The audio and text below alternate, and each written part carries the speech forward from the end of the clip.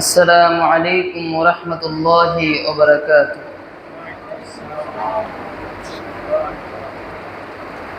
الحمد لله الحمد لله الأكرم الذي خلق الإنسان وكرم وعلمه من البيان ما لم يعلم، فسبحان الذي لا يحصى امتنانه باللسان ولا بالقلم،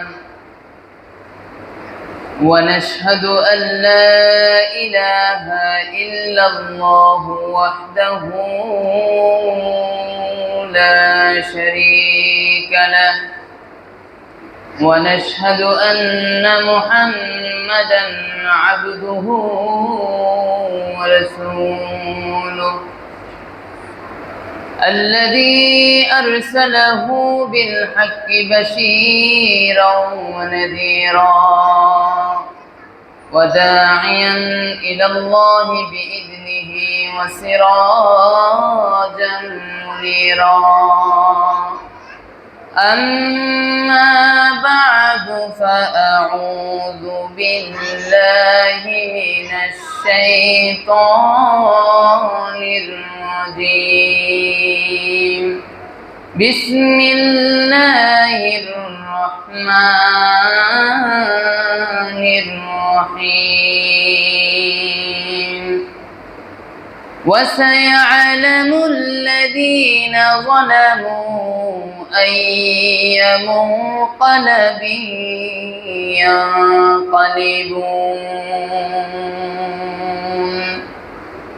وقال الله تعالى في كلامه المجيد وفي فرقانه الحميد: يا أيها الذين آمنوا صلوا عليه وسلموا تسليما. اللهم صل على سيدنا مولانا محمد وعلى آل سيدنا مولانا محمد। তাহাজ্জুদের যাইনা মাঝে মরণ দিও প্রভু আমায়, ইকামতে দ্বীনের কাজে কবুল করে নিও আমায়। তাহাজ্জুদের যাইনা মাঝে মরণ দিও প্রভু আমায়, ইকামতে দ্বীনের কাজে কবুল করে নিও আমায়। আল্লাহুম্মা সাল্লি আলা সাইয়্যিদিনা মাওলানা মুহাম্মদ ওয়া আলা আলি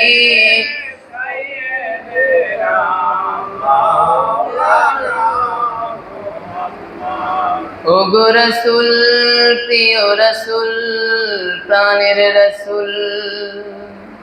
ওগো রাসূল, প্রিয় রাসূল, প্রাণের রাসূল। তোমারই জন্যে বিশ্বে মোরা আলো পেয়েছি কুল।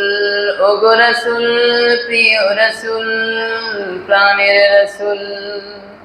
ওগো রাসূল, প্রিয় রাসূল, প্রাণের রাসূল। আল্লাহুম্মা সাল্লি আলা সাইয়্যিদিনা মাওলানা মুহাম্মদ ওয়া আলা আলি সাইয়্যিদিনা মাওলানা মুহাম্মদ। আলহামদুলিল্লাহ, সমস্ত কোটি শুকর সুজুদ সে মহান রব্বে কারিমের দরবারে, যে মহান আল্লাহ জাল্লা শানুহু আমাদেরকে ভালোবেসে মহাব্বত করে নির্বাচিত করে তার পবিত্র ঘর মসজিদে আসার, বসার এবং কিছু কথা শোনার তৌফিক দান করেছেন। সেজন্য মনিবের শুকরিয়া জ্ঞাপন করছি, আলহামদুলিল্লাহ। দুরূদ পেশ করছি মানবতার মুক্তির দূত ইমামুল আম্বিয়া, আকায়ে নামদার, তাজদারে মদিনা, হুজুরে আকরাম সাল্লাল্লাহু আলাইহি ওয়াসাল্লামের উপর। সবাই বলি সাল্লাল্লাহু আলাইহি ওয়াসাল্লাম।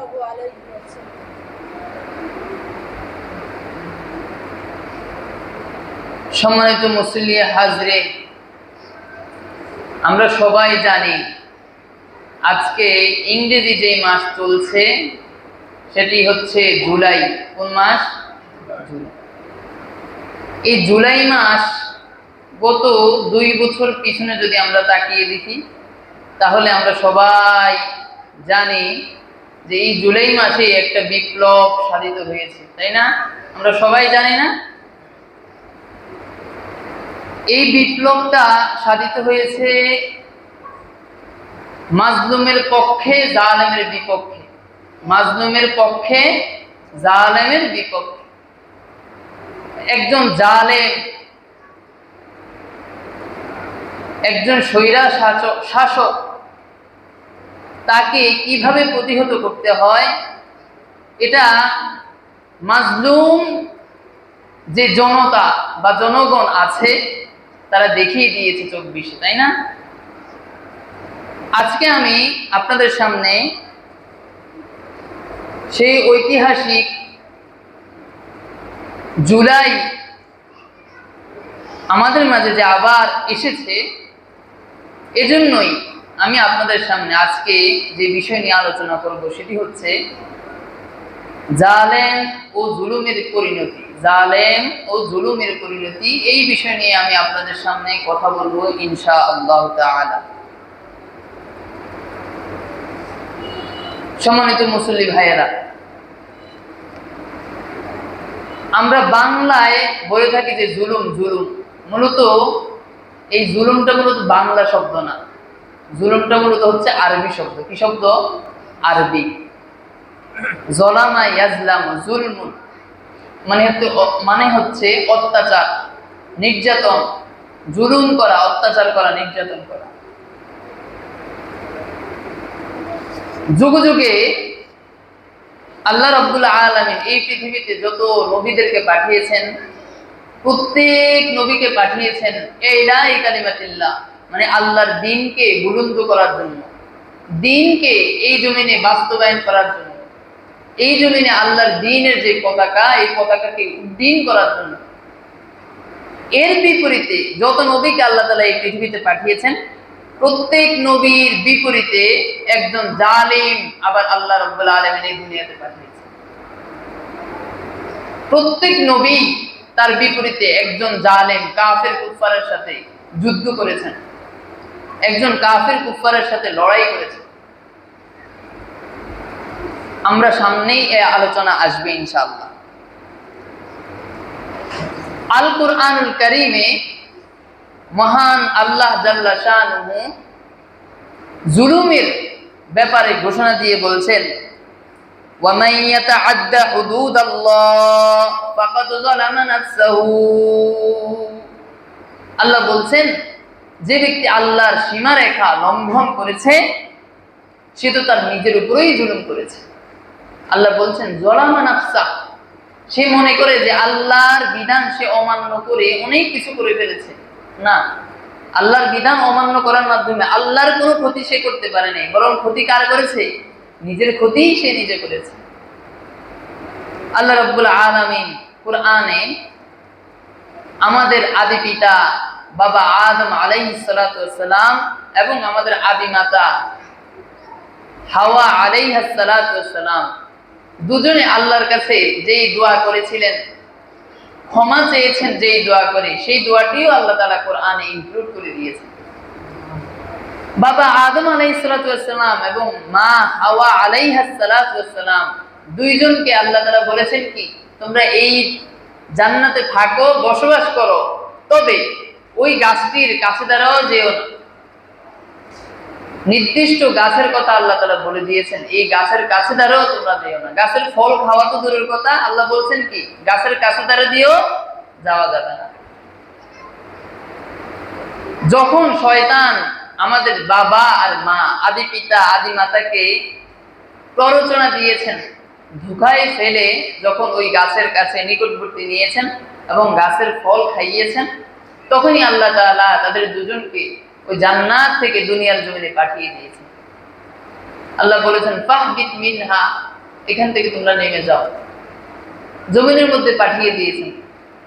আদম আলাইহিস সালাতু ওয়াস সালাম এবং আমাদের আদি মাতা হাওয়া আলাইহিস সালাতু ওয়াস সালাম দুজনেই ক্রন্দন করে আল্লাহর কাছে ক্ষমা চাইতে লাগলেন। তখন আল্লাহ রাব্বুল আলামিনের কাছে যে দোয়া আদম আলাইহিস সালাতু ওয়াস সালাম করেছেন, সেই দোয়াটা হচ্ছে রব্বানা যালামনা আনফুসানা ওয়া ইল্লাম তাগফির লানা ওয়া তারহামনা লানাকুনান্না মিনাল খাসিরিন। আদম আলাইহিস সালাতু ওয়াস সালাম আল্লাহ রাব্বুল আলামিনের কাছে বলছেন রব্বানা যালামনা আনফুসানা, ও আমাদের আল্লাহ, ও আমাদের প্রভু, ও বিশ্ব জাহানের প্রতিপালক আল্লাহ, যালামনা আনফুসানা, আমরা আমাদের নিজেদের উপর জুলুম করে ফেলেছি। রব্বানা যালামনা আনফুসানা ওয়া তুব আলাইনা ওয়া ইল্লাম তাগফির লানা। বাবা আদম আলাইহিস সালাতু ওয়াস সালাম বলছেন ওয়া ইল্লাম তাগফির লানা, ও আমার আল্লাহ, যদি আপনি আমাদেরকে ক্ষমা না করেন, ওয়া তারহামনা, আপনি যদি আমাদের প্রতি দয়া না করেন, লানাকুনান্না মিনাল খাসিরিন, তাহলে আমরা দুজনেই ক্ষতিগ্রস্তদের অন্তর্ভুক্ত হয়ে যাব। কে দোয়া করেছেন এটা? আদম আলাইহিস সালাতু ওয়াস সালাম এবং মা হাওয়া আলাইহিস সালাতু ওয়াস সালাম। দুজনেই যখন জান্নাত থেকে আল্লাহ তাআলা দুজনকে নামিয়ে দিয়েছেন জমিনে, তখন দুজনেই আল্লাহর কাছে এই দোয়া করেছেন যে আল্লাহ, আমরা আমাদের নিজেদের উপর নিজেরা জুলুম করে ফেলেছি। আপনি যদি আমাদের প্রতি দয়া না করেন, আপনি যদি আমাদেরকে ক্ষমা না করেন, তাহলে অবশ্যই আমরা ক্ষতিগ্রস্তদের অন্তর্ভুক্ত হয়ে যাব। আর আপনি যদি আমাদেরকে ক্ষতিগ্রস্তদের অন্তর্ভুক্ত করে দেন, তাহলে দুনিয়ার এমন কারো ক্ষমতা নাই আমাদেরকে ক্ষতিগ্রস্তদের মধ্য থেকে বের করে এনে যারা হেদায়েত প্রাপ্ত তাদের অন্তর্ভুক্ত করে দিবেন, এরকম আপনি ছাড়া আর কেউ নেই। সুতরাং আপনি আমাদেরকে ক্ষতিগ্রস্তদের অন্তর্ভুক্ত করবেন না। এটা আল্লাহর কাছে আদম আলাইহিস সালাতু ওয়াস সালাম এবং মা হাওয়া আলাইহিস সালাতু ওয়াস সালাম দোয়া করে চেয়েছেন। তাহলে কোরআনে আল্লাহ তাআলা তারা যে ভুলবশত শয়তানের প্ররোচনায় আল্লাহর কথার অবাধ্য যে হয়ে গিয়েছিলেন, এটাকেও আল্লাহ তাআলা কোরআনে জুলুমের সাথে সাব্যস্ত করেছেন, জুলুমের সাথে শামিল করেছেন। আয়াতে আল্লাহ তাআলা বলেছেন যালামনা আনফুসানা, এটাকেও আল্লাহ তাআলা জুলুমের মধ্যে শামিল করেছেন।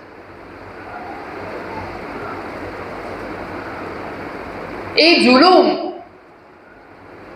যে জুলুমের কথা কোরআনে আল্লাহ তাআলা বলেছেন, এই জুলুম দুই ধরনের হয়ে থাকে। কয় ধরনের হয়ে থাকে? দুই ধরনের। একটা হচ্ছে আল্লাহর সাথে জুলুম, আর একটা হচ্ছে বান্দার সাথে জুলুম। একটা হচ্ছে কি আল্লাহর হকের সাথে জুলুম, আর একটা হচ্ছে বান্দার হকের সাথে জুলুম। আল্লাহর হকের সাথে জুলুম কি? আল্লাহর হকের সাথে অনেকগুলো জুলুম সম্পৃক্ত রয়েছে। সর্বপ্রথম যেটা, সেটা হচ্ছে শিরক করার মাধ্যমে আল্লাহর সাথে জুলুম করা। শিরক করার মাধ্যমে কি করা? আল্লাহর সাথে জুলুম করা। আল্লাহ এক, এতে কোনো সন্দেহ আছে? কোনো সন্দেহ নেই। আল্লাহ তাআলা কোরআনে ঘোষণা দিয়ে বলছেন কুল হুয়াল্লাহু আহাদ, হে নবী আপনি বলে দিন আল্লাহু আহাদ, আল্লাহ হচ্ছেন এক। আল্লাহুস সামাদ, তিনি অমুখাপেক্ষী, কারো মুখাপেক্ষী নন। লাম ইয়ালিদ ওয়া লাম ইউলাদ, তিনি নিজে কারো থেকে জন্ম নেননি, তিনি কাউকে জন্ম দেননি। ওয়ালাম ইয়াকুল লাহু কুফুয়ান আহাদ, আর আল্লাহর সমকক্ষ এই পৃথিবীতে কেউ নেই। তাহলে আল্লাহ যিনি, তিনি এক ও অদ্বিতীয়, এতে কোনো সন্দেহ নাই। আল্লাহ কোরআনে আবার বলে দিচ্ছেন যে এই পৃথিবীতে যদি একজন ইলাহের বেশি হইতো তাহলে একজন আরেকজনের সাথে কনফ্লিক্ট, দ্বন্দ্ব লেগে যেত। একজন বলতো আমি পূর্ব দিক থেকে সূর্য উঠাবো, আরেকজন বলতো না আমি উত্তর দিক থেকে উঠাবো। একজন আরেকজনের মাঝে তর্কাতর্কি হয়ে যেত। সুতরাং যেহেতু তর্কাতর্কি হচ্ছে না, আপনার আমার জন্মের পর থেকে আমরা কি কখনো দেখেছি যে পূর্ব আকাশ থেকে সূর্য উদিত হয় নাই, আজকে পশ্চিম থেকে হয়েছে? এরকম কখনো হয়েছে? কখনো হয়নি। তবে হবে একদিন, কিয়ামতের আগে। কখনো হবে? কিয়ামতের আগে। কিয়ামতের 10টা কুবরা আলামত আছে। এই কুবরা 10টা বড় বড় আলামতের মধ্যে একটি আলামত হচ্ছে কিয়ামতের পূর্বে সূর্য উদিত হবে পশ্চিম আকাশ থেকে। এখন সূর্য কোন দিক থেকে উদিত হচ্ছে? পূর্ব দিক থেকে উদিত হয়ে পশ্চিম দিকে অস্ত যায়, তাই না? কিন্তু কিয়ামতের পূর্বে সূর্য উদিত হবে পশ্চিম আকাশ থেকে। এর আগে আমাদের জন্ম থেকে শুরু করে অদ্যাবধি আমরা কখনো দেখি নাই যে পূর্ব দিক থেকে সূর্য উদিত না হয়ে পশ্চিম দিক থেকে উদিত হয়েছে। তবে এটা হবে শুধুমাত্র কিয়ামতের পূর্ববর্তী সময়। আল্লাহ রাব্বুল আলামিন বলতেছেন যে যদি এই পৃথিবীতে একাধিক ইলাহ হইতো তাহলে একজন ইলাহ আরেকজন ইলাহের সাথে দ্বন্দ্বে জড়িত হয়ে যাইত। একজন বলতো আমি আজকে অমুক ঘরে সন্তান জন্ম দিব, আরেকজন বলতো না আমি এই ঘরে সন্তান জন্ম দিব না, আরেকজন বলতো না আমি এই লোকের আমার এই দামদার ব্যবসার মধ্যে বারাকা দিব, বরকত দান করব, আরেকজন বলতো না আমি এটা তোমাকে হতে দিব না, এটা আমি করব। এরকম কনফ্লিক্ট, দ্বন্দ্ব যেহেতু হচ্ছে না, তার মানে বোঝা যায় এই পৃথিবীর স্রষ্টা তিনি হচ্ছেন একমাত্র, কেবলমাত্র, শুধুমাত্র আল্লাহ রাব্বুল আলামিন। এতে কোনো সন্দেহ সংশয় নাই। লাউ কানা আলিহাতান ইল্লাল্লাহ লাফাসাদাতা। আল্লাহ রাব্বুল আলামিন বলেন যদি এই পৃথিবীর মধ্যে একাধিক ইলাহ হইতো লাফাসাদাতা, তাহলে একজন ইলাহ আরেকজন ইলাহের মাঝে দ্বিধা দ্বন্দ্বের মধ্যে জড়িত হয়ে যেত, একজন আরেকজনের সাথে সংঘর্ষ বেঁধে যেত। একজন বলতো আমি আজকে পশ্চিম দিক থেকে সূর্য উঠাবো, আরেকজন বলতো না আমি পূর্ব দিক থেকে উঠাবো। এরকম একজন আরেকজনের সাথে দ্বন্দ্বের মধ্যে জড়িত হয়ে যেত। যেহেতু এমন হচ্ছে না, সেহেতু বোঝা যায় এই পৃথিবীর যিনি স্রষ্টা তিনি কেবলমাত্র শুধুমাত্র আল্লাহ রাব্বুল আলামিন। তার সাথে কারো সমকক্ষ অংশীদার এটা হয়নি, হচ্ছে না, কিয়ামত পর্যন্ত হবে না। আল্লাহ রাব্বুল আলামিন বলেন যে আমি হচ্ছি এক ইলাহ, আমার সমকক্ষ এই পৃথিবীতে আর কেউ নেই। আল্লাহ তাআলা কোরআনে বলে দিচ্ছেন যে আল্লাহর মেসেজ, আল্লাহর সাদৃশ্য, আল্লাহর সাথে সামঞ্জস্য কাউকে করতে না। যদি করা হয় তাহলে ওই ব্যক্তি অবশ্যই অবশ্যই মুশরিক হয়ে যাবে, ঈমান থেকে সে খারেজ হয়ে যাবে। আর আল্লাহ কোরআনের মধ্যে বলে দিচ্ছেন যে আল্লাহর সাথে শিরক করাটা এটা হচ্ছে সবচেয়ে বড় গুনাহ। আল্লাহর সাথে শিরক করা এটা সবচেয়ে বড় কবিরা গুনাহ, যে গুনাহ আল্লাহ তাআলা সহজে মাফ করেন না। শিরক এমন একটা গুনাহ, এর ব্যাপারে আল্লাহ রাব্বুল আলামিন কোরআনে ভয়াবহ বর্ণনা করে দিচ্ছেন। আল্লাহ রাব্বুল আলামিন বলেন আল্লাযীনা আমানু ওয়া লাম ইয়ালবিসু ঈমানাহুম বিযুলমিন উলাইকা লাহুমুল আমনু ওয়া হুম মুহতাদুন। আল্লাহ বলেন যারা ঈমান এনেছে এবং নিজেদেরকে জুলুমের সাথে মিশ্রিত করেনি তাদের জন্য রয়েছে উলাইকা লাহুমুল আমন, তাদের জন্য রয়েছে নিরাপত্তা, স্বস্তি, ওয়া হুম মুহতাদুন, আর তারা হেদায়েত প্রাপ্ত হবে। আব্দুল্লাহ ইবনে মাসউদ রাদিয়াল্লাহু তাআলা থেকে একটি হাদিস বর্ণিত আছে, সাহাবায়ে কেরাম এই আয়াতটা শোনার পরে রাসূলুল্লাহকে জিজ্ঞেস করছেন, ইয়া রাসূলুল্লাহ তাহলে আমরা কি আল্লাহর কাছ থেকে স্বস্তি পাবো না? আল্লাহর কাছ থেকে আমরা কি হেদায়েত পাবো না? রাসূল বললেন কেন তোমাদের এমনটা মনে হলো? তারা বলতেছে যে এই যে কেবলমাত্র আপনি যে আয়াতটা তেলাওয়াত করলেন যে যারা জুলুম থেকে বিরত থাকবে, কারো প্রতি জুলুম করবে না, আল্লাহ তাদেরকে স্বস্তি দিবেন এবং তাদেরকে হেদায়েত দিবেন। তো এই পৃথিবীতে এমন কোন ব্যক্তি আছে যে ব্যক্তি জুলুম করে নাই? নিজের নফসের উপর জুলুম হোক, কোন ব্যক্তির উপর জুলুম হোক, এমন জুলুম কে করে নাই? নিজের নফসের উপর জুলুম মানে যে কোনো গুনাহ করার মাধ্যমেই জুলুম। রাসূলুল্লাহকে সাহাবায়ে কেরাম জিজ্ঞেস করতেছে যে এই পৃথিবীতে এমন কোন মানুষ আছে ইয়া রাসূলুল্লাহ যে জুলুম করে নাই? রাসূল বলতেছেন যে তোমরা যেমনটা ভাবতেছো বিষয়টা এমন না। এইখানে আল্লাহ তাআলা এই আয়াতে আল্লাহ তাআলা জুলুম, কোন জুলুমের কথা বলছেন? এই আয়াতে আল্লাহ তাআলা যে জুলুমের কথা বলছেন সেই জুলুমটা হচ্ছে শিরকের জুলুম, যার ব্যাপারে লোকমান আলাইহিস সালাতু ওয়াসসালাম তার সন্তানকে আদেশ দিয়ে বলছেন, ইয়া বুনাইয়া লা তুশরিক বিল্লাহ ইন্নাশ শিরকা লাযুলমুন আযীম। হযরত লোকমান আলাইহিস সালাতু ওয়াসসালাম তার সন্তানকে অনেকগুলো উপদেশ দিয়েছেন। তার মধ্যে প্রথম উপদেশ ছিল, ইয়া বুনাইয়া লা তুশরিক বিল্লাহ, ও আমার সন্তান তুমি আল্লাহর সাথে কাউকে শিরক করবে না। ইন্নাশ শিরকা লাযুলমুন আযীম, কেননা শিরক হচ্ছে সবচেয়ে বড় গুনাহ। রাসূলুল্লাহ কারীম সাল্লাল্লাহু আলাইহি ওয়াসাল্লাম যখন সাহাবীদেরকে লোকমান আলাইহিস সালাতু ওয়াসসালামের এই আয়াতটা তেলাওয়াত করে শোনালেন, তখন সাহাবায়ে কেরাম বুঝতে পেরেছেন যে আয়াতের মাধ্যমে পূর্ববর্তী যে আয়াতটা নাজিল হয়েছে, এই আয়াতের মধ্যে আল্লাহ তাআলা জুলুমের ব্যাপারে যে বলেছেন, এই জুলুম বলতে আল্লাহ তাআলা বুঝিয়েছেন শিরকের জুলুম। তাহলে দুনিয়ার মধ্যে জুলুম এটা দুই রকমের হইতে পারে, একটা হচ্ছে আল্লাহর সাথে জুলুম আর একটা হচ্ছে বান্দার সাথে জুলুম। আল্লাহর সাথে জুলুমের মধ্যে অনেকগুলো বিষয় আছে, তার মধ্যে প্রথম যে বিষয় সেটা হচ্ছে আল্লাহর সাথে শিরকের জুলুম। আল্লাহর সাথে যেই ব্যক্তি শিরক করবে সে অবশ্যই জুলুম করেছে। আল্লাহ রাব্বুল আলামিন আমাদেরকে শিরকের গুনাহ থেকে হেফাজত করুক, সবাই বলে আমিন। বনি ইসরাইল মুসা আলাইহিস সালাতু ওয়াসসালামের কওম, মুসা আলাইহিস সালাতু ওয়াসসালামের সম্প্রদায় বনি ইসরাইল, তারা গোবৎসকে, গরুকে তারা পূজা করত। আল্লাহ রাব্বুল আলামিন কোরআনুল কারীমে তাদের এই গোবৎসকে পূজা করার বিষয়টাকেও আল্লাহ তাআলা জুলুম হিসেবে সাব্যস্ত করেছেন। আল্লাহ রাব্বুল আলামিন বলেন, ইয়া কওমি ইন্নাকুম যালামতুম আনফুসাকুম বিত্তিখাযিকুমুল ইজলা। আল্লাহ রাব্বুল আলামিন বলেন, ও সম্প্রদায়, ও মুসা আলাইহিস সালাতু ওয়াসসালামের সম্প্রদায়, ইন্নাকুম যালামতুম আনফুসাকুম, নিশ্চয়ই তোমরা তোমাদের নিজেদের উপর জুলুম করেছো, বিত্তিখাযিকুমুল ইজলা, গোবৎসকে উপাস্য হিসাবে গ্রহণ করে। বনি ইসরাইলের সম্প্রদায়রা তারা গরুর পূজা করত আর বলতো যে গরুই তাদের খোদা।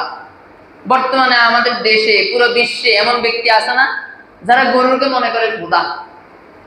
মুসলিমদেরকে গরু জবাই করতে দেয় না, বলে যে গরু তাদের মা, গরু জবাই করা যাবে না। নাউযুবিল্লাহ। গরু, ভারতে এমন অনেক ব্যক্তি আছে যারা গরুর প্রস্রাব নিজেরা পান করে। মায়ের বরকত, বলে কি মায়ের বরকত। নাউযুবিল্লাহ। আল্লাহ তাআলা এহেন গর্হিত কাজ থেকে আমাদেরকে বেঁচে থাকার তৌফিক দান করুন। আল্লাহ তাআলা আমাদের বিধর্মী ভাইদেরকে পরিপূর্ণ বুঝার তৌফিক দান করুন, সবাই বলে আমিন। দ্বিতীয়ত, আল্লাহর সাথে সম্পৃক্ত যে জুলুম, তার মধ্যে দ্বিতীয়টা হচ্ছে ব্যক্তি নিজে যে কোনো পাপ কাজের সাথে সম্পৃক্ত হয়ে যাওয়াটাও এটা একটা জুলুম। আল্লাহ রাব্বুল আলামিন এই পৃথিবীতে আমাদেরকে পাঠিয়েছেন শুধুমাত্র আল্লাহর ইবাদতের জন্য, সকল ধরনের পাপ কাজ থেকে বিরত থেকে আল্লাহর ইবাদত বন্দেগী করার জন্য। এখন পাপ কাজ থেকে বিরত থাকা, এটার আদেশ যিনি দিয়েছেন তিনি কে? আল্লাহ। এটা তো আল্লাহ তাআলার একটা অর্ডার, একটা আদেশ। যদি এটা আমি অমান্য করে গুনাহের মধ্যে লিপ্ত হয়ে যাই, তাহলে অবশ্যই আল্লাহ তাআলার সাথে আমি জুলুম করেছি, আমার নিজের নফসের সাথে আমি জুলুম করেছি। ব্যক্তি যখন পাপ কাজে লিপ্ত হয়ে যায়, তখন আল্লাহর রহমত, বরকত তার কাছ থেকে উঠে যায়। আল্লাহ তাকে সাহায্য করা থেকে দূরে সরে যান। ফেরেশতাদের মাধ্যমে তাকে সাহায্য করা থেকে আল্লাহ তাআলা ফেরেশতাদেরকে দূরে ঠেলে দেন। বলেন যে এই বান্দা আমার সাথে নাফরমানি করে, এই বান্দা গুনাহের মধ্যে লিপ্ত হয়ে যায়, একে তুমি সাহায্য সহযোগিতা করার প্রয়োজন নাই। আল্লাহ রাব্বুল আলামিন কোরআনুল কারীমের মধ্যে বলেন, ওয়ামান ইয়ামাল সুআন আও ইয়াজলিম নাফসাহু, যে ব্যক্তি পাপ কাজ করে, আও ইয়াজলিমু নাফসাহু, কিংবা নিজের নফসের উপর জুলুম করে, সুম্মা ইস্তাগফিরিল্লাহ ইয়াজিদিল্লাহ গফুরুর রহিমা, অতঃপর সেই বান্দা আল্লাহর কাছে ক্ষমা চায়, ইয়াজিদিল্লাহ, সে অবশ্যই আল্লাহকে পাবে, গফুরুর রহিমা, ক্ষমাশীল এবং দয়ালু হিসেবে। যে বান্দা নিজের নফসের উপর জুলুম করে ফেলেছে, যে বান্দা আল্লাহ রাব্বুল আলামিনের আদেশ আদেশ নিষেধ এটাকে পরিপূর্ণভাবে পালন করতে পারে নাই, আল্লাহ বলেন ওই বান্দা যেন আল্লাহর কাছে ক্ষমা চায়। ক্ষমা চাইলে আল্লাহ তাআলা অবশ্যই ওই বান্দার গুনাহকে ক্ষমা করে দেবে, এবং ওই বান্দা আল্লাহর কাছে ক্ষমা চাইলে আল্লাহকে সে পাবে গফুর আর রহিমা, ক্ষমাশীল হিসেবে পাবে, রহিম এবং দয়ালু হিসেবে পাবে। এজন্য গুনাহ যদি হয়ে যায় আমাদেরকে বসে থাকতে হবে না, আল্লাহর কাছে সাথে সাথে ক্ষমা চাইতে হবে। তাহলে আল্লাহ তাআলা অবশ্যই বান্দা হিসেবে আমাদেরকে ক্ষমা করে দিবেন। আল্লাহ বলেন ওয়াল্লাযীনা ইযা ফাআলু ফাহিশাতান আও যালামু আনফুসাহুম, যে ব্যক্তি কোনো অপকর্ম করে ফেলে, আও যালামু আনফুসাহুম, কিংবা নিজের নফসের উপর জুলুম করে ফেলে, যাকারুল্লাহ, অথবা সে আল্লাহকে স্মরণ করে আল্লাহর কাছে ক্ষমা চায়, ফাস্তাগফিরু লিযুনুবিহিম, অবশ্যই অবশ্যই আল্লাহ তার গুনাহকে ক্ষমা করে দিবে। সুবহানাল্লাহ। আল্লাহ কোরআনের অপর এক আয়াতে বলেন লা তাকনাতু মির রাহমাতিল্লাহ, তোমরা গুনাহ করে হতাশ হয়ে যেও না, গুনাহ করে আল্লাহর রহমত থেকে খারিজ হয়ে যেও না। এটা ভেবো না যে এত গুনাহ আমি করে ফেলছি, আল্লাহ কি আমাকে মাফ করবে, এমন হতাশ হয়ে যেতে আল্লাহ তাআলা, নৈরাশ হয়ে যেতে আল্লাহ তাআলা নিষেধ করেছেন। আল্লাহ চান তার কোন বান্দা গুনাহ করে আবার তার কাছে ক্ষমা চায়। আল্লাহ রাতের শেষ সময়ে যখন তাহাজ্জুদের সময় হয়, ফজরের পূর্বে, আল্লাহ তাআলা ফেরেশতাদেরকে শেষ আসমানে নামিয়ে দেন, আর ফেরেশতাদের মাধ্যমে তার বান্দাদেরকে ডাকতে থাকেন, কে আছো আমার কাছে চাও, আমি তোমার চাহিদা পূরণ করব। কে আছো আমার কাছে তোমার গুনাহের জন্য ক্ষমা চাইবে, ক্ষমা চাও, আমি অবশ্যই তোমার গুনাহ ক্ষমা করে দেব। কিন্তু আফসোস হলো আমরা আল্লাহ তাআলার কাছে ক্ষমা চাইতে জানি না। আল্লাহ তাআলা আমাদেরকে সকল গুনাহ থেকে বিরত থাকার তৌফিক দান করুন। তৃতীয়ত, আল্লাহর সাথে জুলুম করার যে বিষয়টা, সেটা হচ্ছে শরীয়তের বিধান অমান্য করা। শরীয়তের বিধান অমান্য করাটাও এটা আল্লাহর সাথে জুলুম। শরীয়তের বিধান যেমন নামাজ পড়া, এটা কার আদেশ? আল্লাহর আদেশ। রোজা রাখা কার আদেশ?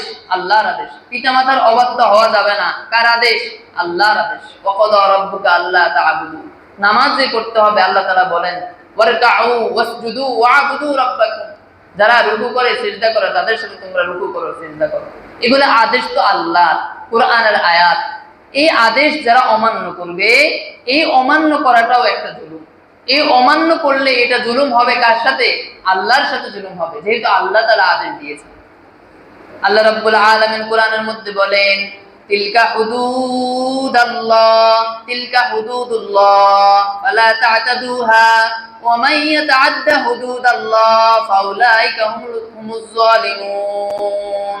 আল্লাহ বলেন যারা আল্লাহর বিধিবিধান অতিক্রম করে, আল্লাহর বিধিবিধান লঙ্ঘন করে, আল্লাহর আদেশ যথাযথভাবে পালন করে না, তারা সকলেই হচ্ছে জালেম। আল্লাহ তাআলা সকলকে জালেম হিসেবে সাব্যস্ত করেছেন। 4 নম্বর, আল্লাহর সাথে জুলুম হয় এমন যে বিষয়, সেটা হচ্ছে শরীয়ত থেকে মুখ ফিরিয়ে নেওয়া। শরীয়তের কোনো বিষয় থেকে সম্পূর্ণ মুখ ফিরিয়ে নেওয়া, এটাও এক প্রকারের জুলুম। আল্লাহ তাআলা বলেন ওমান আযলামু মিম্মান যুক্কিরা বিআয়াতি রাব্বিহি ফাআরাদা আনহা ওয়া নাসিয়া মা কদ্দামাত ইয়াদা। আল্লাহ বলেন যে বান্দাকে শরীয়তের কোনো বিষয়ে যখন আদেশ দেওয়া হয়, তখন সে শরীয়তকে তোয়াক্কা করে না, বলে যে শরীয়ত কি, আল্লাহ কি বলছে সেটা আমার মান্য করার বিষয় না। এরকম যারা অ্যাভয়েড করে, আল্লাহর কথাকে সম্পূর্ণ অ্যাভয়েড করে, ত্যাগ করে চলে, তারা অবশ্যই অবশ্যই আল্লাহ তাআলার সাথে জুলুম করেছে, যেটা আল্লাহ কোরআনের মধ্যে ঘোষণা দিয়ে বলেছেন। তাহলে আল্লাহর যে বিধান, আল্লাহর যে আদেশ, এগুলো যখন আমরা যথাযথভাবে পালন করব না, নামাজ, তেলাওয়াত, রোজা, পিতামাতার সাথে সৎ ব্যবহার করা, এতিমের হক বিনষ্ট করা থেকে বিরত থাকা, এই বিষয়গুলো থেকে যখন যথাযথভাবে আমরা বিরত থাকতে পারবো না, তখন আল্লাহর বিধিবিধানের সাথে আমাদেরকে জুলুম করা হবে। আল্লাহ যে বিধানগুলো দিয়েছেন, নামাজ না পড়া এটা এক ধরনের গুনাহ। আবার নামাজ বলতে কিছু নাই, নামাজ আমি পড়বই না, এরকম অস্বীকার করা, এটা আরেক ধরনের গুনাহ। কোনো ব্যক্তি যদি নামাজ ছেড়ে দেয়, তার গুনাহ এটা একটু কম হবে।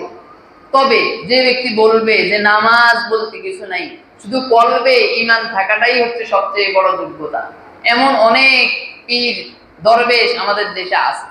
তারা বলে যে নামাজ রোজা এগুলা কিছু নাই, বরং ঈমান সহি থাকলেই আল্লাহর প্রিয় হওয়া যায়।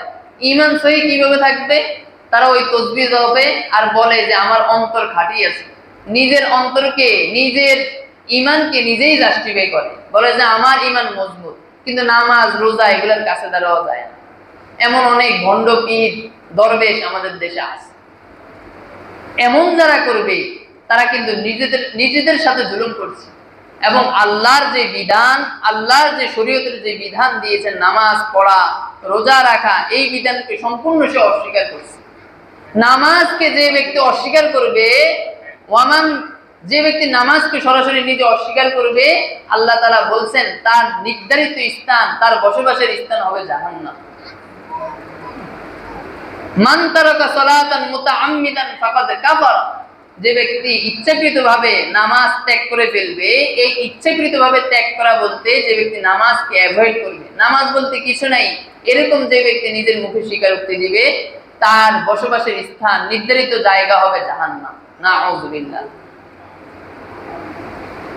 5 নম্বর, আল্লাহর সাথে জুলুম হবে এমন যে বিষয়, সেটা হচ্ছে আল্লাহর ব্যাপারে যে কোনো ধরনের মিথ্যারোপ করা।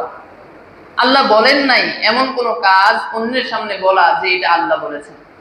এভাবে রাসূলুল্লাহ সাল্লাল্লাহু আলাইহি ওয়াসাল্লাম কোনো কথা বলেন নাই কিন্তু মানুষের সামনে বলে যে এটা রাসূলুল্লাহ বলেছেন। এমন অনেক ব্যক্তি আছে।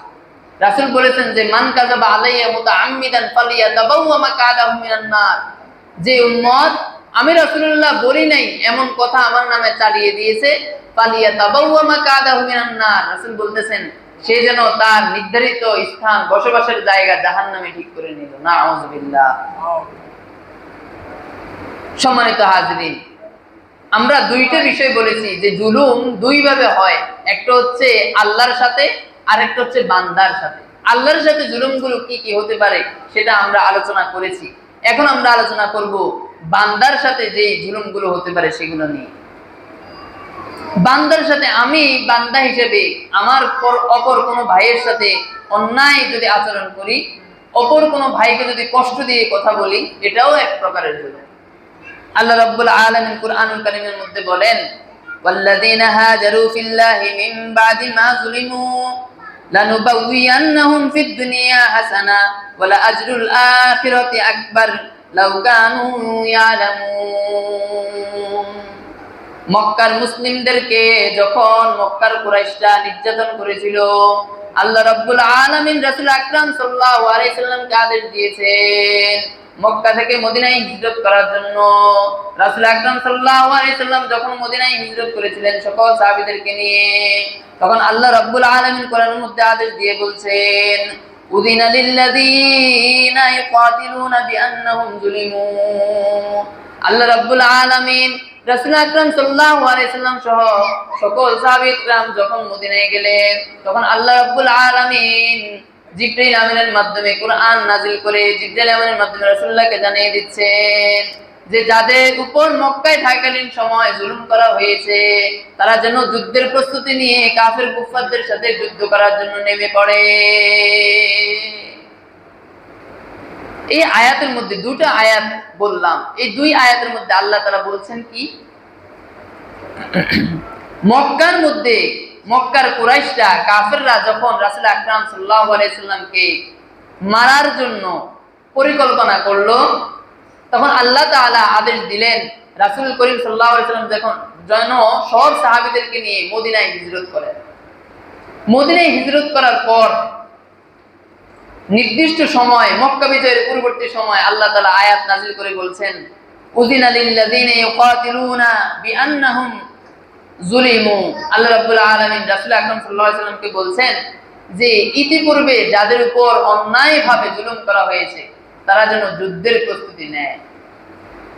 এই যুদ্ধের প্রস্তুতি এটা কাফেরদের সাথে, মুসলিমদের সাথে মুসলিমদের না, কাফেরদের সাথে যুদ্ধের প্রস্তুতির জন্য আল্লাহ রাব্বুল আলামিন রাসূল আকরাম সাল্লাল্লাহু আলাইহি সাল্লামকে আদেশ দিয়ে বলছেন যে মক্কায় থাকাকালীন সময় আমার প্রিয় হাবিবের উপর এবং প্রিয় হাবিবের যারা সঙ্গী সহচর্য সাহাবায়ে কেরাম আছে তাদের উপর যে জুলুম করা হয়েছে, অত্যাচার নির্যাতন করা হয়েছে, তার প্রতিদান স্বরূপ তোমরা এখন যুদ্ধের প্রস্তুতি নিয়ে তাদের সাথে যুদ্ধ করার জন্য প্রস্তুতি নাও। তার পরবর্তীতে 630 হিজরিতে মক্কার বিজয় যখন হয়েছে 630, এই মক্কা বিজয়ের পূর্ববর্তী সময় এই আয়াতটা নাজিল করে আল্লাহ তাআলা যুদ্ধের প্রস্তুতি নেওয়ার জন্য বলেছেন। তার পরবর্তীতে এই মক্কা বিজয় হয়েছে। আমরা দুনিয়ার জীবনে চলার পথে আমার অপর মুসলিম ভাই বা বোনের সাথে অনর্থকভাবে তর্কে জড়িয়ে যাই, ছোটখাটো কথা নিয়ে তর্কে জড়িয়ে যাই, ছোটখাটো কথা নিয়ে তর্কে জড়িয়ে যেতে যেতে এক পর্যায়ে হত্যাও করে ফেলে। আমাদের দেশে এরকম হয় না? ছোটখাটো বিষয় নিয়ে তর্কে জড়িয়েছে, এক পর্যায়ে তাকে হত্যা করে ফেলছে। হত্যা এটা আমাদের এখন স্বাভাবিক হয়ে গেছে। কিয়ামতের পূর্বে রাসূল বলেছেন হত্যা, খুন, রাহাজানি এগুলো বেড়ে যাবে। মনে হচ্ছে কিয়ামত অতি সন্নিকটে, কিছুদিন পরেই সংঘটিত হয়ে যাবে। সকল সুগরা ছোট আলামত গুলা কিন্তু প্রকাশিত হয়ে গেছে। এখন বড় বড় 10টা আলামত বাকি, যেগুলো হলেই কিয়ামত হয়ে যাবে। ছোট ছোট আলামত গুলার মধ্যে একটি হচ্ছে হত্যা বেড়ে যাবে, খুন বেড়ে যাবে। যাকে মারা হবে সে জানবে না তাকে কি জন্য মারা হয়েছে। আমাদের দেশে চলছে না এরকম? ছোটখাটো বিষয় নিয়ে একজন ভাই আরেকজন ভাইয়ের সাথে তর্কে জড়িয়ে যায়, গায়ে হাত তোলে। এটা কেমন জিনিস? আপনাকে কেউ কিছু বলেছে, আপনি ওই জায়গা থেকে চলে আসেন, আবার প্রতি উত্তর করার প্রয়োজন নেই। একটা কথা মনে রাখবেন, বোবার কোনো শত্রু নেই। তবে সব জায়গায় বোবা হয়ে থাকলে হবে না। বোবার কোনো শত্রু নাই, এই উসুল মনে রাখবেন। তাহলে দেখবেন আপনার জীবনে চলার পথে কারোর সাথে আপনার কখনো বার্গেটিং হবে না, কারোর সাথে আপনি কনফ্লিক্ট, যুদ্ধে জড়িয়ে যাবেন না, কারোর সাথে আপনি তর্কে জড়াবেন না। এই উসুলটা যদি মনে রাখেন, আহসিন ইলা মান আসা ইলাই, যে আপনাকে কাটা দেয় আপনি তাকে ফুল দেন। আপনাকে মেরেছে, আপনি বলেন যে ভাই আমাকে যে আপনি মারলেন, আপনি ব্যথা পেয়েছেন। সে ব্যক্তি অবাক হয়ে যাবে। রাসূল আকরাম সাল্লাল্লাহু আলাইহি সাল্লামের আদর্শ কেমন ছিল?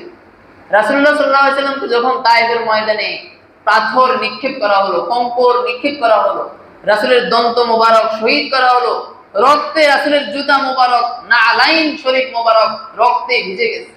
রাসূলুল্লাহ তারপরেও তায়েফবাসীকে বিন্দুমাত্র রাগ হন নাই। তায়েফবাসীদেরকে বিন্দুমাত্র শাস্তি দেওয়ার জন্য রাসূলের মন উতলা হয়ে যায় নাই। বরং আল্লাহ রাব্বুল আলামিন ফেরেশতা পাঠিয়ে রাসূলুল্লাহকে জিজ্ঞেস করেছেন, ইয়া রাসূলুল্লাহ, তায়েফবাসীকে যে আপনাকে এত কষ্ট দিল, আপনি তায়েফবাসীকে কিছু বলবেন না? আমি তায়েফবাসীদেরকে পুরো উল্টিয়ে দিই, যেভাবে আছে এইভাবে জমিন থেকে তাদেরকে উল্টিয়ে দিই। রাসূলুল্লাহ বললেন, ও আমার রব, আপনি আমাকে এই পৃথিবীতে পাঠিয়েছেন আমার উম্মতদেরকে, অবুঝ উম্মতদেরকে ইসলামের পথে দীক্ষিত করার জন্য, ইসলামের পথে প্রবেশ করার জন্য, ঢুকানোর জন্য। আপনি যদি এখন তাদেরকে ধ্বংসই করে দেন, আমি দ্বীনের দাওয়াত নিয়ে কাদের কাছে যাব? কত সুন্দর কথা,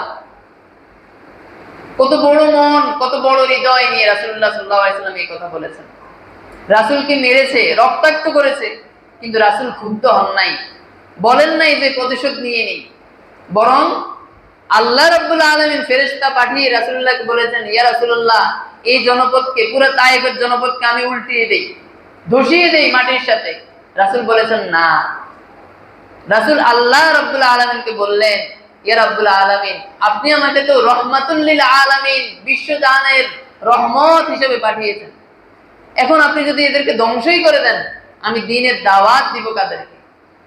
এই ব্যক্তিরা সবাই যদি ধ্বংস হয়ে যায়, কাল হাসরের ময়দানে আপনার আদালতে এরা বলবে যে এরা দ্বীনের দাওয়াত পায় নাই। তখন আমি রাসূলুল্লাহ আপনার সামনে কি জবাব দিব? এই জন্য রাসূলের আদর্শ আমাদের জীবনে বাস্তবায়ন করা উচিত। রাসূলুল্লাহ সাল্লাল্লাহু আলাইহি ওয়াসাল্লাম তার যে শত্রু যারা ছিল, কাফের যারা ছিল, মুনাফিক যারা ছিল, তাদের সাথে নিজে কিভাবে কেমন আচরণ করেছেন এটা আমাদের জানা উচিত।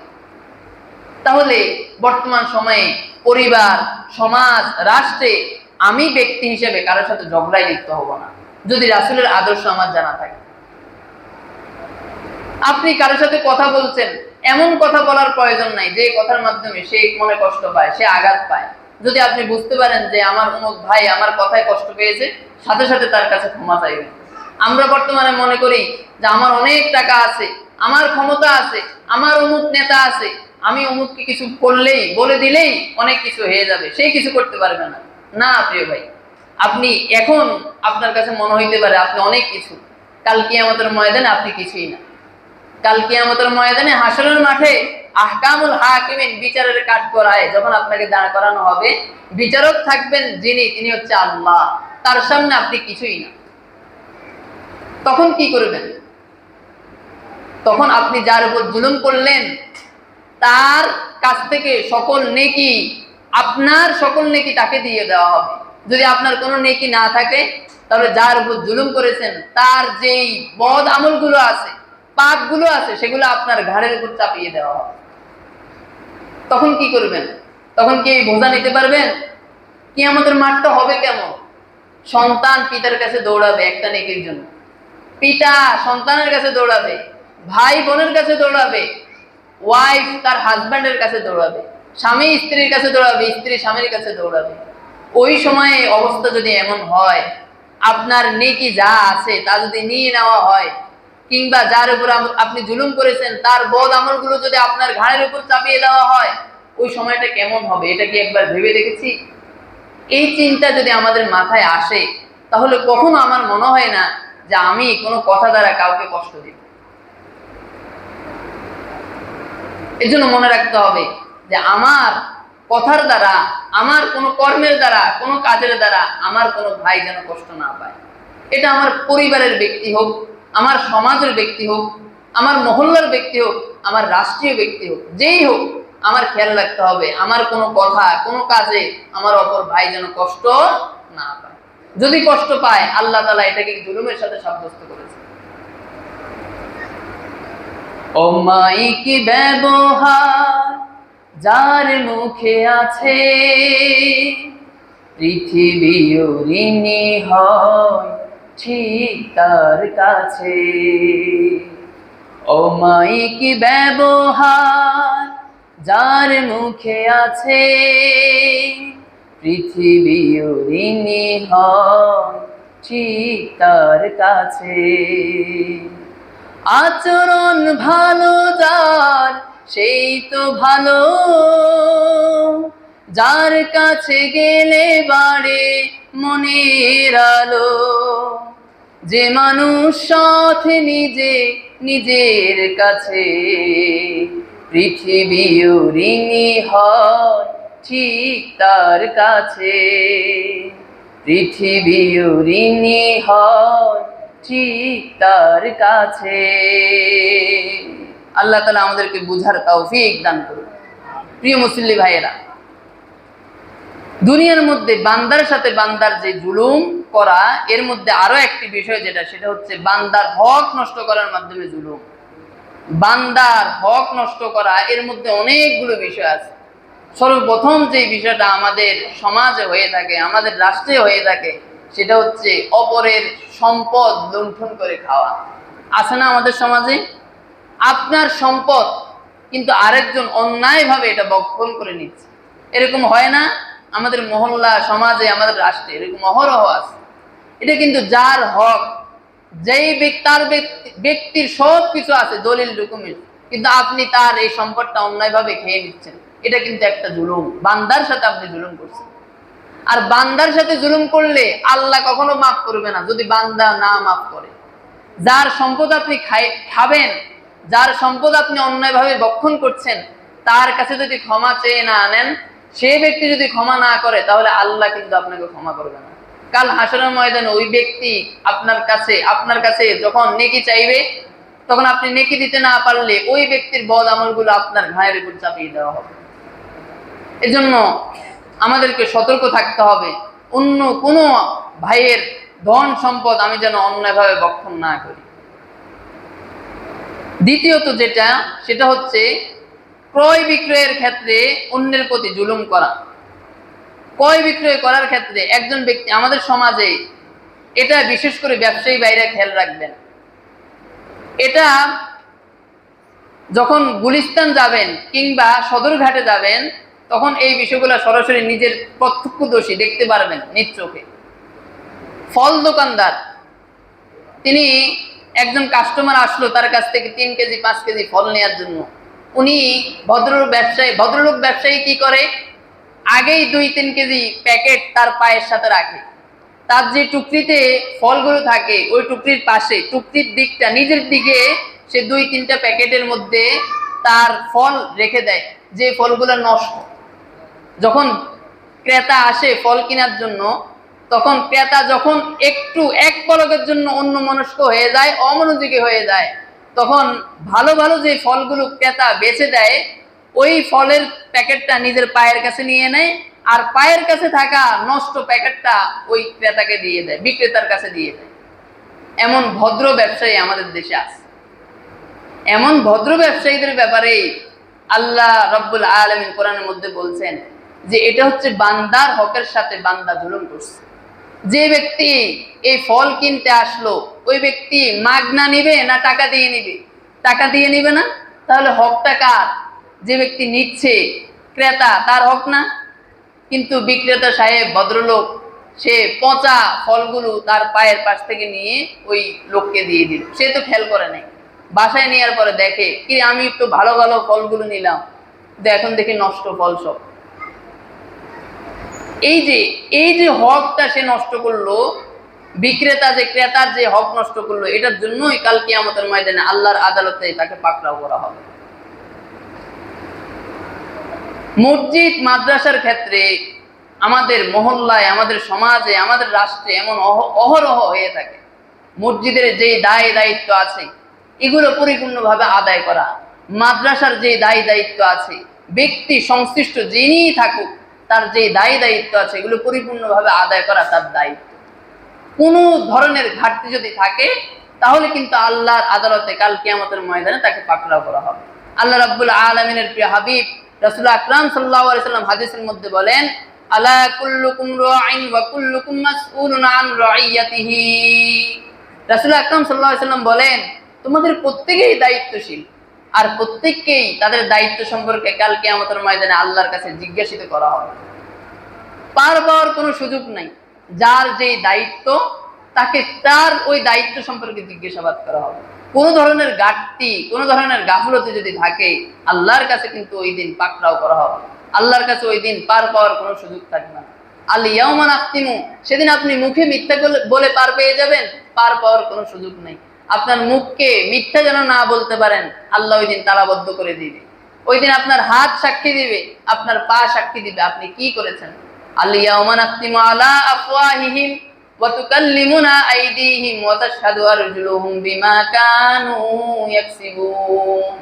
সেদিন আল্লাহ মুখকে তালাবদ্ধ করে দিবে, হাত ব্যক্তির অপকর্ম সম্পর্কে বলে দিবে, পা ব্যক্তির অপকর্ম সম্পর্কে বলে দিবে যে পা দিয়ে সে কোন অপকর্মের দিকে ধাবিত হয়েছে, কোন কর্মের দিকে সে গিয়েছিল, এই সম্পর্কে হাত আর পা বলে দিবে।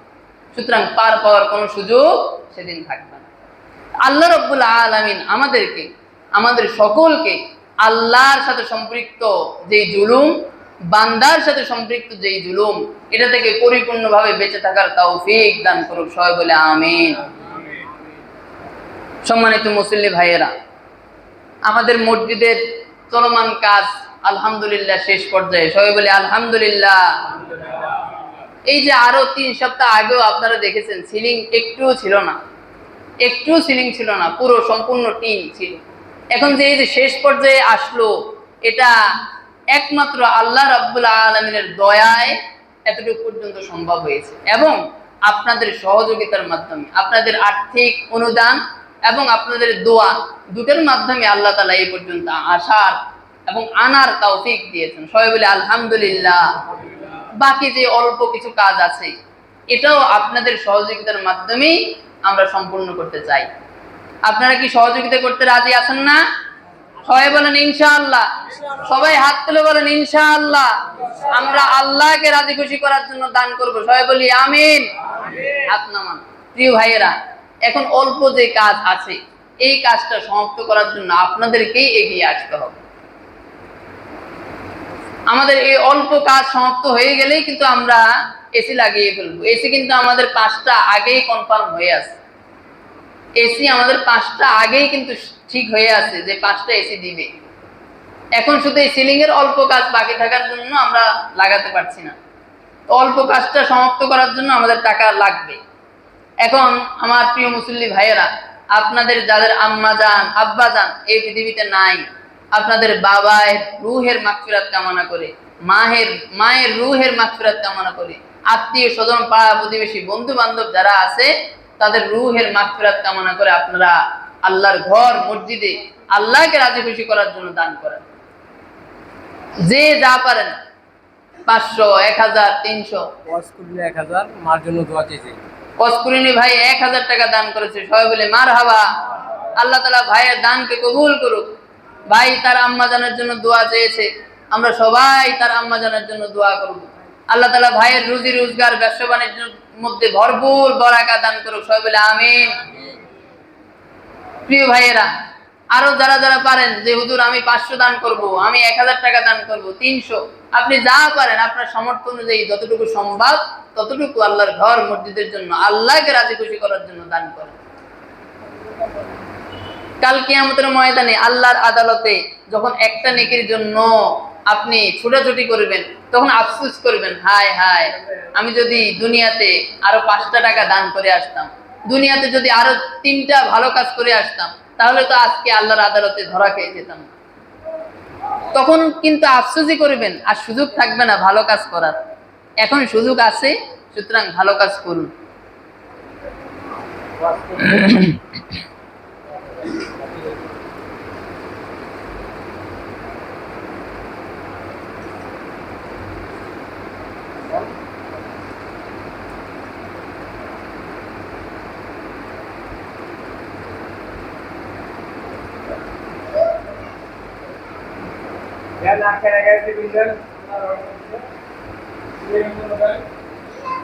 যারা খুচরা দিতে চান খুচরাও দিতে পারেন, 200, 100, 50, যে যা পারেন আপনার সামর্থ্য অনুযায়ী।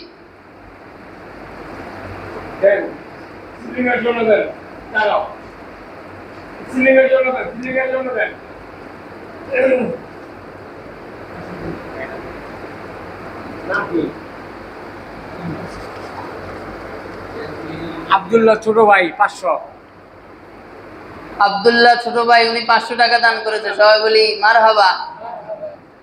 আমাদের সেক্রেটারি সাহেবের ছেলে, আল্লাহ তাআলা তাকে হক্কানি রব্বানি আলেম হিসেবে কবুল করুক, সবাই বলে আমিন।